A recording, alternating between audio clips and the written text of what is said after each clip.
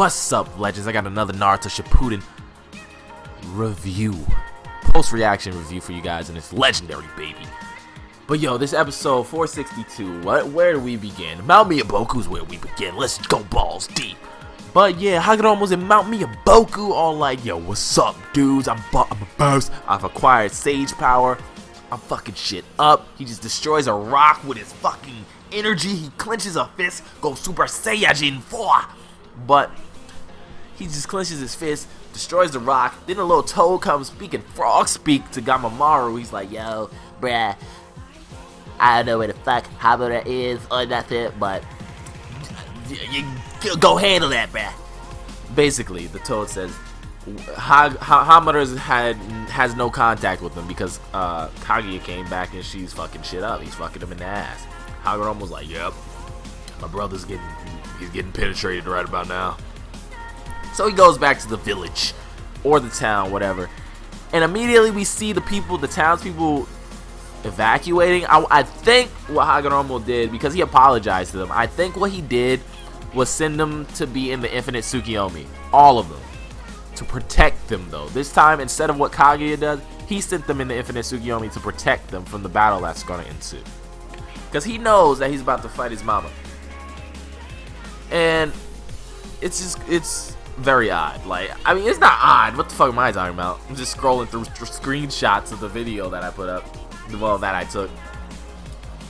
And there's a lot of cool things in this episode. But I feel Kaguya becomes so heartless, man. After she sees what the humans did to her, she becomes so heartless. Like, she knows why Hagoromo and Hamura are angry with them. And when she thinks about the fact that Hagoromo was in love with Haori, she just gives the biggest shit-eating grin I've ever seen in my life. Like, she just smirks like, that bitch. She doesn't give a shit about her son's love. His love. She's like, you were in love with that young girl? You little bitch. You little bitch. I'm glad I fucked her up. But yeah, like, what the hell, Kaguya? Kaguya's just such an asshole. But yeah, we also find out Hagoromo was actually a bit of a whore, because he loved every person of the land, not just Haori. He loved everyone. I'm just joking, obviously, but Hagoromo's a whore? Maybe.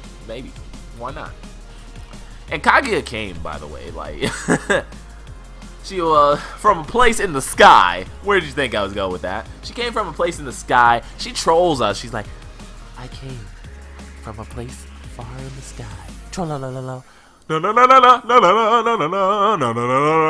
Yeah, Kaguya's a troll. We want to know what planet, where. Did she come from planet Vegeta? Kaguya, you came from planet Vegeta, didn't you? Or planet Saddle before it was called planet Vegeta. I know, Kaguya, you can't trick me. The mythos, though, for Kaguya that Kishimoto got was like, Kaguya was a rabbit goddess from the moon, so I'm guessing she's from the moon. But anyway, once again, she mentions them in quotations. She mentions them, and we see a silhouette of 3 people. First off, if you've read the manga and you've seen the last movie, the final movie, not the last Naruto movie, but the final Naruto movie. I'm not even gonna say the name of it because it's kind of spoilers in itself. But if you've seen that final movie, then you know who the two in the one in the middle and the one on the right are. You know who the big one and the one with like 2 ponytail looking shits are. But the one on the left, who the fuck is that? We haven't seen him, have we? Well, I don't think we've seen him. Like, is that Vegeta? I knew Kaguya came from planet Vegeta. But like, who the fuck is that on the left? Like, bruh, I want more. I think what's happening is that Kishimoto's trying to set up some more. Maybe, actually, you know what? The guy on the left could be the main villain in the new manga. Who knows? Who knows? Maybe they're teasing him. Even though the new manga is not written by Kishi himself, they could be teasing him. But yeah, Kaguya just goes straight up, yo, we'll never see eye to eye, Hagoromo. So let's do this. Hamura, sick him, boy. And then she sicks Hamura on Hagoromo. And it's so reminiscent of the last Naruto the movie, because spoilers, in that movie there was a scene where Hinata was being mind controlled, and she was fighting Naruto. And just like Naruto, Hagoromo was on the defensive the entire time until the end. And it kind of ended the same too, without the blood on Naruto's part though. Because Hagoromo just straight up punched a hole through his brother. Naruto just grabbed the titty basically. But Hagoromo just straight up punches a hole through Hamura. Electric hole through Hamura.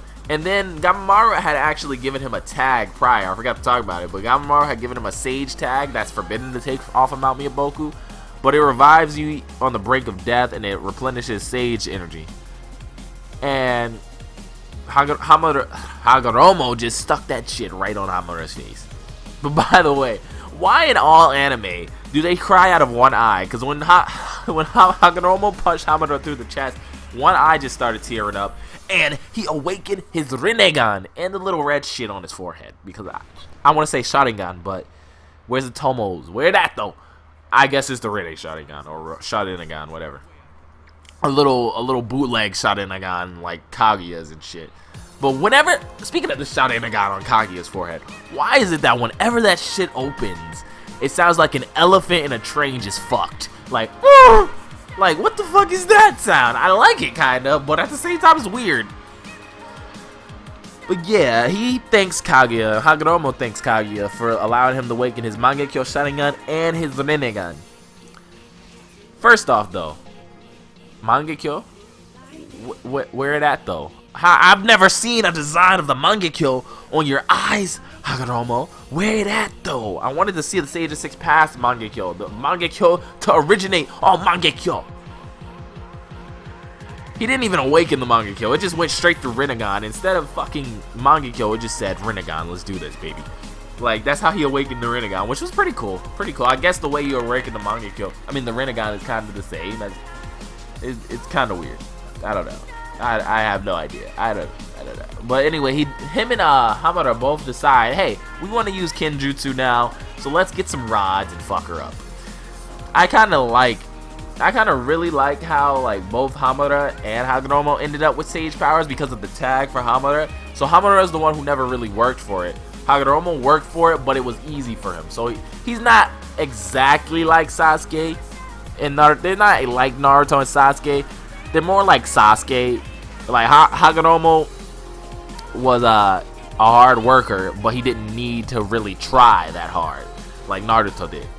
Hamura didn't try at all, but he still received the power. So he's kind of like Naruto at one point, because when Naruto was a baby, he was just given 9 tails. So he's kind of like Naruto, but he didn't really have to work for it until that battle. So he's kind of like Naruto because Naruto did end up working hard with the 9 tails power. So yeah, he's kind of like Naruto in that sense. But yeah, and then the 10 tails just decides, hey, what's up, fam? I want to come fight now. Let's protect Kaguya. So basically, we find out that the 10 tails was basically Kaguya herself. These motherfuckers don't stop doing their shit outside. But yeah, we see a Susanoo. We see a blue Susanoo, which actually, we've seen that Susanoo before, but not Hagoromo or Hamura's. I don't know whose Susanoo that is. But, I can't tell whose Susanoo that is. But we've seen the color scheme of that Susanoo before. It's a spoiler, so I'm not going to really talk about that. But yeah, if they decide to use the same color scheme as in Storm 4, then we've already seen this Susanoo. But if not, hey, cool. Cool Susanoo. It's cool to know one of the... I'm assuming it's Hagoromo Susanoo because of the fact that he's basically been acting like an Uchiha this whole time. But yeah, the intense fight lasted for months, which is kind of overkill. I feel like the fight lasted for months just to spend quality time with their mama. I feel like they dragged it out just to spend quality time with Kaguya. Because if you've read the manga, you know how long the fight lasts in the manga. The final fight, well, whatever. That fight lasts in the manga. And you're just like, So Hagoromo and Hamura just wanted to spend some quality time with Kaguya. I see. But yeah, when they finally get to touch her titty with their sun and moon hands, they use catastrophic planetary devastation. Catastrophic Chibaku Tensei, basically. And seal her, creating the moon. Which is kind of cool. Kaguya's the moon. Confirmed. So look up in the sky and you'll see Kaguya. But yeah, I feel like all this, like, it was so epic. And once they finish Kaguya off, Hagoromo reveals that he split the Ten Tails up into these little tailed beasts, the baby tailed beast, the baby cubies. But he shows how he's split them up into 9-tailed beasts, and Hamura's like, oh, they're kind of cute, you know. And he's like, I know, right? I know. And then he just takes them into his palm, and Hamura's like, you know what? I loved our mom. So let's do this. So Hamura decides, hey, let's go to the moon because I want to spend time with my mama. Mama? And he's like, yeah, let's just do this. Let's go to the moon. So we already know Hamura's story from the last. So yeah, we already know about Hamura, and we see how much he cared for his older brother as well. So we know. Well, I'm not even gonna talk about the last. Let's not talk about the last. Let's not talk about it. Like, Hagoromo's just like, come visit him once in a while, you know. We're not that far. You know, I still love you, bro. And he's like, I know, I'll come. Don't worry. I'll come for Thanksgiving and Christmas and all that. And Hagoromo's just like, what's that? Hamura's just like, you'll know. But then we get some backstory on how Madara survived. I hope this becomes canon because this has been a good story. I just feel like they're gonna try to make an OVA because the fight wasn't even crazy in this episode. Once again, I think it's because Kishimoto wants to make the fight for himself or something. But we see how Madara survived the battle with Hashirama. He actually casted a time release jutsu on his right eye just in case he didn't survive, and that jutsu was Izanagi. So Tobirama didn't try to dispose of his body, but instead he just tried to preserve it because Madara knew Tobirama low-key wanted the dick. But yeah, and it's some yaoi shit, the fact that Madara bit a big ass chunk out of Hashirama. That's some yaoi shit. I know all the fangirls are like, Madara, Hashirama. And Madara was like, Hashirama! And then he spits the shit out on a plate. Nasty. Stitches it to himself. Uses the tree to, like, enhance it or some shit. And yeah, we know the story of Madara. We're not gonna get into that. But yeah, anyway, at the end, Kaguya makes the creepiest fucking faces. She's like, you're mine. Guys, because she detests her sons now because they sealed her, obviously, and Naruto and Sasuke remind her of them. But yeah, the next episode's title is going to be called The #1 Unpredictable Ninja. We all know, I can tell where that's coming from. But anyway, please like, favorite, comment, and subscribe if you're nasty. Peace, legends.